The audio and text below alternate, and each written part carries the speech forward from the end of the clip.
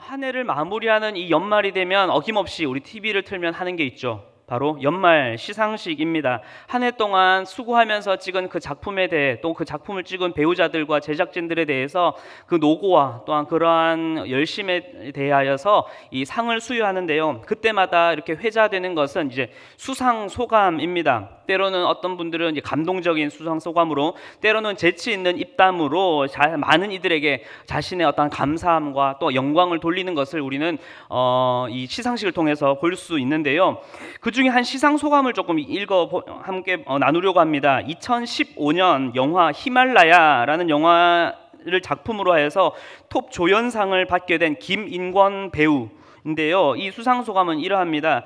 길지만 요약을 해서 영화 히말라야를 촬영하는데 눈이 하도 많이 쌓여서 촬영 내내 울면서 촬영할 정도로 참 많이 힘들었다라고 합니다. 그런데 그 와중에도 무사히 촬영을 마칠 수 있고 촬영을 찍을 수 있었던 것은 앞에 많은 선배들이 눈밭에 이 밟아 놓은 그 발자국을 따라서 걸어갔더니 훨씬 수월하였다, 촬영이 수월했다라고 말했습니다. 그러면서 덧붙이길, 오늘 이 수상의 자리가 선배들이 걸어간 발자국에 내 발을 내딛는 그런 자리가 아닌가 싶다며 그렇게 수상 소감을 전했습니다. 오늘 함께 읽은 이 사무엘하 23장을 요약하는 이 다윗의 마지막 말, 이 오늘 말씀이 아마도 이 수상 소감과 같지 않을까 생각해 봅니다. 지금까지 참 우여곡절이 많았던 다윗의 인생이었지만은 오늘 이 왕의 자리에까지 올 수 있었고, 또한 그 많은 것들을 이룰 수 있었던 것은 다윗보다 앞서 걸어가신 하나님이 계셨고, 그리고 그 하나님이 다윗과 함께 하셨기에 바로 오늘이 있었다고 다윗은 오늘 이 사무엘하 23장 의 핵심으로 이야기를 하고 있는 것입니다. 오늘 이 예배의 자리, 이 말씀의 자리에 계신 성도님들은 지나온 인생, 지나온 나의 삶을 한번 회고해 보면 그것을 한번 나의 신앙 고백, 어떠한 시든 글이든 그 한 줄로 남긴다면 어떻게 남기고 싶으시겠습니까? 그리고 오늘까지 이끄신 하나님은 여러분들의 인생에, 여러분들의 삶에 어떠한 하나님이십니까? 오늘 이 다윗의 고백을 함께 살펴보면서 여러분들도 하나님께 그 마음 깊은 나의 신앙 고백, 내 마음을 온전히 드리는 이 말씀의 시간이 되길 간절히 기도하겠습니다. 먼저 오늘 말씀은 어떠한 사건에 대한 서술이나 산문이 아닌 시, 운문이라 할 수 있습니다. 앞선 사무엘하 22장이 이 시편 18편 말씀과 매우 유사한, 거의 동일한 말씀인데요. 이 시편 헷갈리네요. 사무엘하 22장이 다윗의 이 승전과 다윗의 이 영광의 찬양이고, 그 뒤를 이어서 나온 것이 바로 이 사무엘하 23장 다윗의 이 마지막 고백이며, 어찌 보면 자신의 인생 말미에 자신의 어떠한 신앙에 대한 마지막 소감을 쓴 시, 운문으로 할 수 있겠습니다. 그래서 가장 먼저 다윗은 이 시를 쓴 자신을 돌아보고 있는데요. 우리 함께 1절 말씀을 함께 읽도록 하겠습니다. 1절입니다. 시작.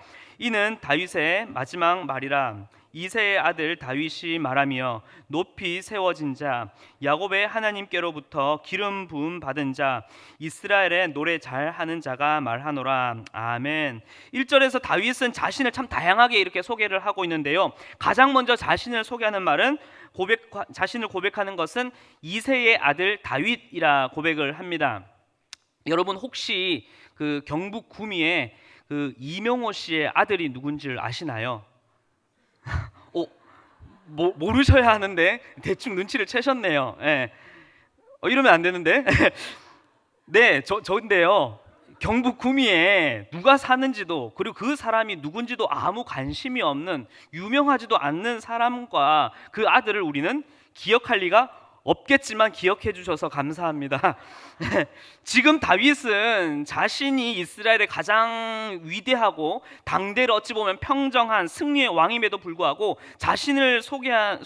그가 자신을 소개할 때에는 베들레헴 출신인 아무런 유명세 없는 이새라는 자, 그 사람의 한 아들일 뿐이다 라고 고백을 하며 자신을 낮추고 있습니다. 더불어서 당시에 이 이새의 아들이라고 말하는 이 표현은 다윗 왕, 어찌 보면 정치적이기도 하죠. 왕을 조롱하고 비하하는 표현으로 많이 쓰였습니다. 대표적으로 사울이 다윗을 낮추어서 부를 때 이새의 아들 다윗이 어찌하여 라고 이야기를 합니다.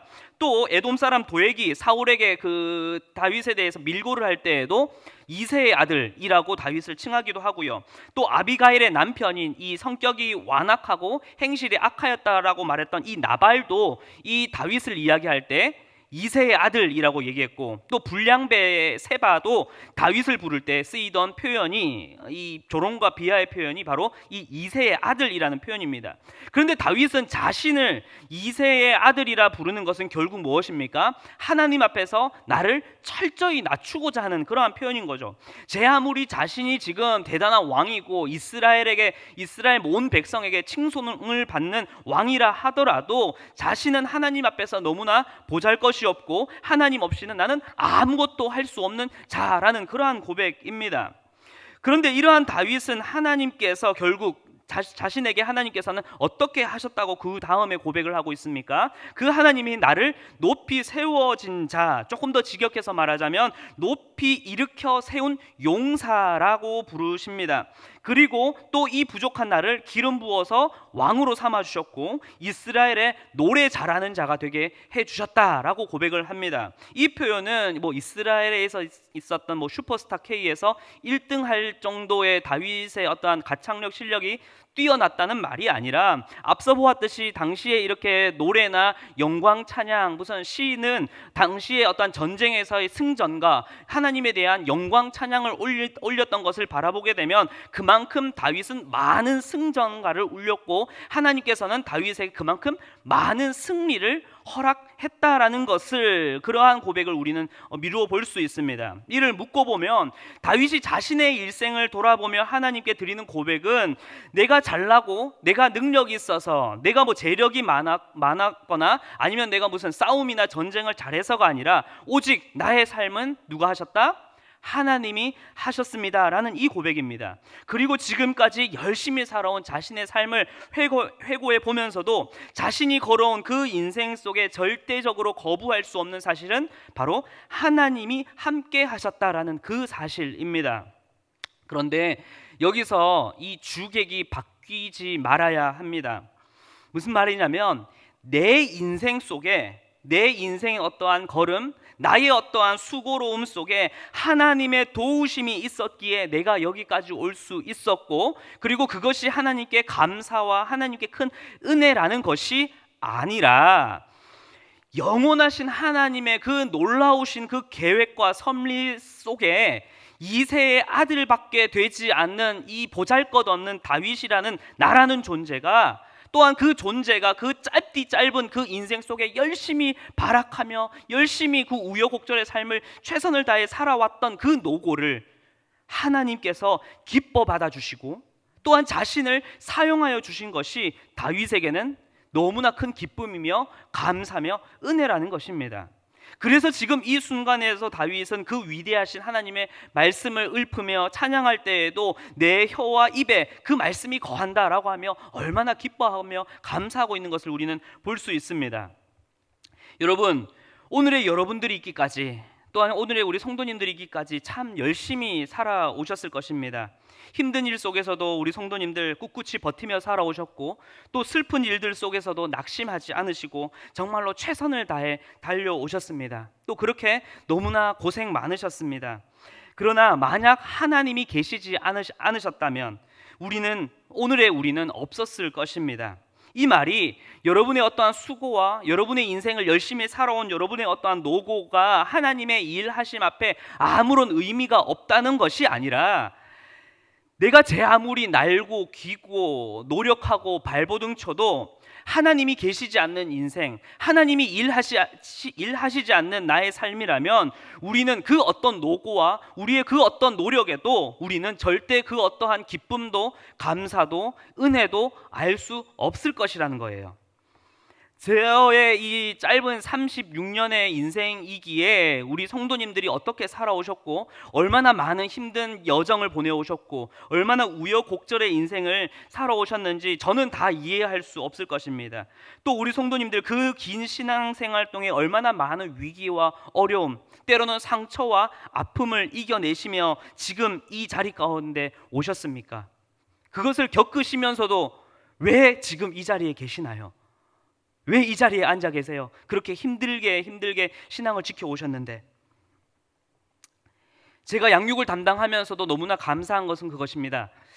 분명 함께 섬기시는 분들이 피곤할 줄 알면서도 오세요.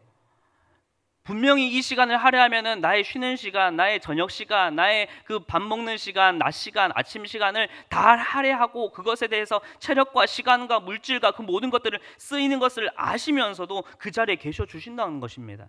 양육 말고도요. 이 믿음이 지금 계시는 여러분들의 그 믿음의 자리, 생수의 강, 마더와이즈, 아버지 학교, 어머니 학교, 수많은 곳에서의 다락 모임까지 그 모든 순간에서 여러분들이 그렇게 하시는 이유가 무엇입니까? 바로 하나님이 살아계시기 때문이에요.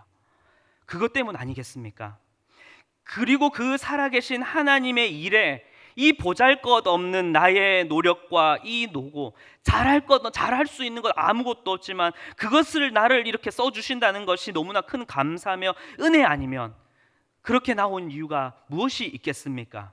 그렇게 다윗도 오늘을 살아가는 우리도 힘듦과 수고로움 속에서도 우리가 또다시 일어날 수 있고 또다시 하나님을 간절히 바라며 이 자리에서 하나님 앞에서 내일을 살아갈 수 있는 것도 언제나 변함없으신 그 하나님의 살아계심과 그 일하심 때문 아니시겠습니까?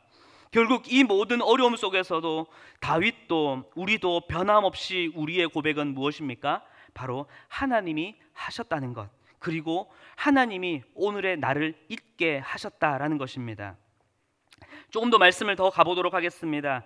지금 다윗은 자신의 인생 말미를 보내고 있습니다. 자신에게 남은 어떠한 통치 기간과 자신의 왕자가 얼마 남지 않았음을 그도 충분히 알고 있었을 것입니다. 그럼에도 다윗은 3절 이하의 이 고백을 보게 되면 위대한 왕의 모습을 그리고 있고 또 그것을 꿈꾸고 있는 것을 우리는 3절과 4절 말씀에서 볼 수 있습니다. 우리 함께 3절과 4절 말씀을 우리 한번 같이 읽어볼까요? 시작.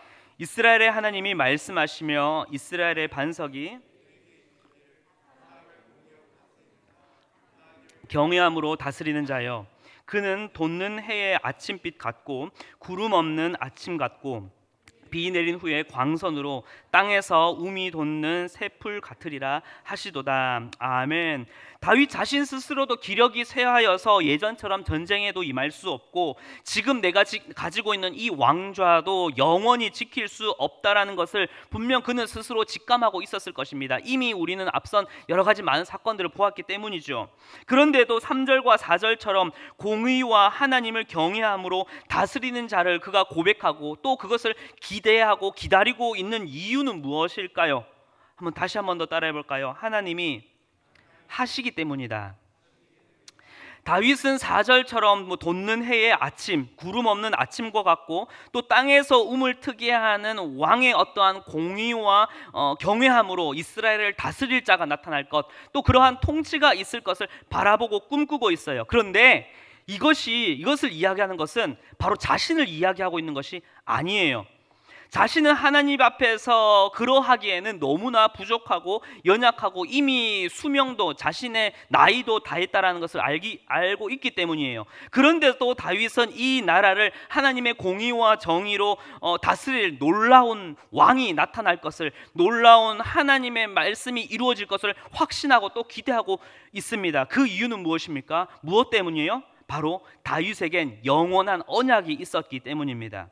하나님이 나와 더불어 그 영원한 언약을 세우셨고 그 내가 믿고 확신하는 그 하나님께서는 분명 이 약속을 지키실 신실하신 분이라는 것을 믿고 있기에 언젠가 그가 맺은 그 언약대로 영원한 통치와 다스림이 있는 그 하나님 나라와 그 참된 왕이 올 것을, 그리고 그 모든 구원과 소원을 이루실 분이 나타날 것을 그는 알고 있었다는 것입니다. 단 하나, 무엇 때문이요? 그 일을 누가 하시기 때문이에요? 내가 아니라 하나님이 하시기 때문이라는 것입니다. 만약 다윗이 앞서 잠깐 언급을 했었지만은 내 인생의 어떠한 다윗 자신의 인생의 걸음과 수고 속에 하나님의 도우심이 있는 정도로 생각했고 그것이 내 삶의 어떠한 힘이 되었다라고 생각했다면 다윗은 분명 자신의 어떠한 노쇠함과 힘이 약해져서 점점 부딪히고 있는 자신의 어떠한 현실의 벽과 한계에서 이렇게 이야기를 했을 거예요. 안 되겠는데? 하나님이 날 도와주신다 해도 내 힘이 지금 묻히는데, 내가 지금 시간이 안 되는데, 내가 체력이 안 되는데, 더 이상 할 수 없겠는데? 라고 하며 분명 불가능하다는 판단을 내렸을 거예요. 그런데 다윗은 어떠합니까? 자신의 어떠한 노력과 자신의 어떠한 수고로움을 떠나서 누가 하신다고요? 영원하신 하나님이 하시기에 내가 아니어도, 또 내가 부족해도, 더 나아가서 다윗, 내가 지금 이 땅에서 사라져 역사 속에 그렇게 죽어서 관 속에 묻힐지라 하더라도 그 하나님은 어떠한 분이시라고요? 어떻게 해서든 이 영원한 언약을 지키시고 이루실 분이라는 것을 다윗은 확신하고 있다라는 것입니다. 그러면 다윗을 넘어 이 공의와 경외함으로 이 온 열방을 통치하며 다스리실 그 진정한 왕은 누구십니까? 누구로 이 말씀과 이 영원한 언약이 성취되었습니까? 네, 한 분밖에 없으시죠. 바로 영원한 그 언약을 이루신 다윗의 자손 예수 그리스도, 바로 그분이 영원한 왕이 되시며 우리의 모든 소원과 그 구원을 이루신 분이라는 것입니다. 바로 이것이 누가 하신 것입니까? 다윗이 하였습니까? 아니요, 하나님이 하신 것이며 하나님이기에 하실 수 있는 일입니다. 지금까지 말씀을 한번 정리해 보겠습니다. 첫 번째 무엇이었습니까? 다윗은 그의 인생을 회고하면서 한 고백이 무엇이었습니까? 하나님이 하셨습니다 라는 고백이었습니다. 내 노고와 내 수고로 만들어진 내 인생의 한켠에 있는 하나님의 도우심이 아니라 하나님의 그 위대한 구원 역사와 그 섭리 가운데에 부족하고 보잘것없는 나의 이 인생의 고군분투를 하나님께서는 들어 사용하여 주셔서 나를 붙잡아 주셨기에, 임마누엘 함께하여 주셨기에 다윗은, 그리고 오늘 살아가는 우리는 어떻게 해요? 그 하나님이 내 인생을 이끌고 계신다, 하나님이 하셨다라고 고백할 수 있는 것입니다. 그리고 두 번째, 다윗은 하나님의 영원한 언약을 이루실 그 하나님을 바라보며 확신하고 있습니다. 그 고백이 무엇입니까? 하나님이 하신다라는 것입니다. 내가 부족하고 보잘것없는 내가 아닌 영원한 하나님께서 그 영원한 언약을 이루시기에, 하나님께서 하시기에 다윗 자신의 인생 말미에서도 그는 영원한 하나님 나라와 그 통치를 꿈꾸며 바라보며 확신할 수 있었다라는 것입니다. 그리고 이제 이 말씀을 바라보는 여러분들에게, 이 말씀을 가지고 또다시 내일을 살아가는 여러분들에게 이렇게 도전을 드리고 싶습니다. 오늘 말씀에서 하나님이 이루실 이 영원한 언약은 바로 다윗의 자손 예수 그리스도, 이것을 기억하실 것입니다. 그 하나님께서는 태초부터 아브라함과 이삭과 야곱을 넘어 바로 또 다윗을 넘어 하나님의 놀라운 구원 역사는 다른 누가 아닌 누가요? 하나님이 하셨습니다. 그리고 지금도 그 하나님께서는 여전히 그의 아들 예수 그리스도로 영원한 하나님 나라를 이루어가고 계십니다. 이 사실을 여러분 믿으십니까? 그렇다면 이제 이렇게 고백하였으면 좋겠습니다. 이렇게 여러분들의 입술에서 선포되길 간절히 기도합니다. 한번 따라해 볼까요? 하나님이 하실 것입니다. 네, 여러분 지금까지 참으로 열심히 달려오고 또 고생이 많으셨죠. 힘들고 지칠 때도 있고 삶의 여러 문제와 어려움에 허덕이며 정말로 모든 것을 포기해버리고 싶을 때에도 있으셨을 것입니다. 그럼에도 불구하고 이 자리를 지켜주시고 또 이 믿음의 경주를 포기하지 않으심에 정말로 감사를 드립니다. 그럼에도 우리는 알 수 없는 내일의 인생을 살아가야 하죠. 또다시 우리는 지난 날에 있었던 일처럼 또다시 우리는 어려움을 마주할 때도 있고, 상처와 고통을 가운데 허덕일 때도 있고, 또 그렇게 힘든 일을 마주하게 되며 그렇게 우리는 또다시 견디고 버티며 살아가야 하는 게 또 우리의 인생일 것입니다. 그런데 이제는 그 모든 과정 속에 앞으로 마주하지 않은 또다시 다가올 그 미래 속에 이 고백이 간절히 있길 간절히 기도합니다. 바로 하나님이 하실 것이란 거예요. 그런데 이 말이 하나님께서 그 문제를 다 해결해 줄 거니까 아무 걱정하지 마세요 라는 말이 아니에요. 우리는 또다시 걱정하고 또다시 히말라야와 같은 눈보라가 몰아치는 인생길을 또다시 우리는 걸어가야 하고, 춥고 외로운 싸움을 우리는 주님 오실 때까지 그렇게 싸워가야 하는 인생이지만, 하나님께서는 그러한 여러분들의 인생을 절대로 외면하지 않으신다는 거예요.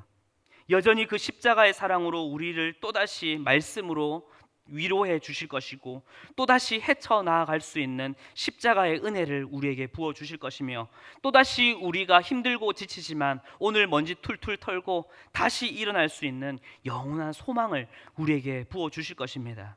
결국 우리가 이 힘듦과 수고 속에서도 다시 일어날 수 있는 것은 하나님이 바로 우리를, 여러분들을 사랑하셔서 그의 아들 예수 그리스도를 내어주신 것, 바로 그 사랑 때문이라는 것입니다.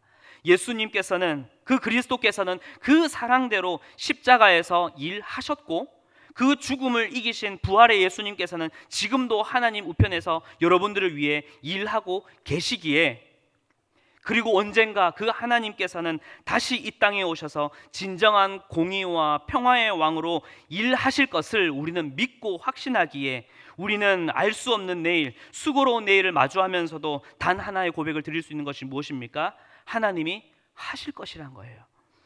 그것이 바로 우리에게 너무나 그 하나님이 주신 그 크신 은혜 아니고 무엇이겠습니까? 말씀을 마무리하겠습니다. 앞서 잠시 나누었던 수상소감의 이야기였죠. 그 히말라야, 그 눈밭을 걷는 장면을 한번 머릿속으로 한번 떠올려 보셨으면 좋겠습니다. 지금까지 참 열심히 걸어왔고 정말로 눈보라와 몰아치는 내 폭풍 전야와 같은 내 인생길을 열심히 그렇게 살아왔습니다. 그렇게 내 뒤에는, 내 등 뒤에, 내 발걸음에는 내 수고로움의 발걸음의 자국들이, 그 흔적이 눈밭에 가득 찍혀 있을 것이라 우리는 생각을 합니다. 그런데 한번 뒤를 한번 돌아보십시오. 그 뒤에는 그게 아니었습니다. 내 발자국보다, 내가 지금까지 걸어온 나의 발자국보다 더 크신 예수 그리스도의 그 피 묻은 발자국이 내 발자국보다 더 크게 찍혀 있었고, 그 발자국 위에 누구의 발자국이 찍혀 있었던 거죠? 우리의 발자국이 있었던 것이었습니다. 바로 그 주님의 발자국 덕분에 우리는 오늘까지, 지금 여기까지 이르를 수 있었다라는 것입니다. 그리고 이제 우리는 내일, 이제 앞을 바라보게 됩니다.